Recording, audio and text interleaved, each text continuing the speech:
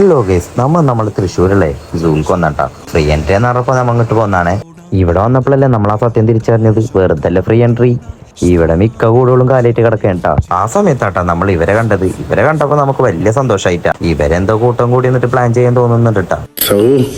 ഇവന്മാരത് എപ്പോ നോക്കിയാലും ഇങ്ങനെ പുതുമുടികളെ പോലെ ഗുണഗുണമെന്ന് ഗുണഗുണപ്പ് തന്തക്കെട്ട് എങ്ങനെ പണിയാന്ന് ആലോചിക്കായിരിക്കും. അപ്പോഴാട്ടാ നമ്മളൊരു കൂട്ടിൽ ഇയാൾ മാത്രമായിട്ട് ഒറ്റ കിടക്കുന്ന കണ്ടത്. അപ്പൊ എന്റെ ഫ്രണ്ട്സിനോ ഡൗട്ട് ഇതിനാരില്ല. അപ്പൊ ഞാൻ അടുത്ത പാട് പറഞ്ഞിട്ടാ ഇദ്ദേഹം ബാച്ചലർ ആയിക്കൂടാ വന്ന്.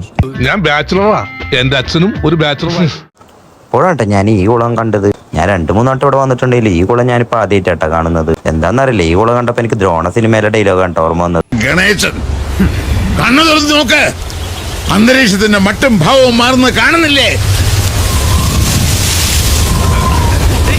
എന്തോ വരാൻ പോകുന്നെന്ന് എന്റെ മനസ്സ് പറയുന്നു.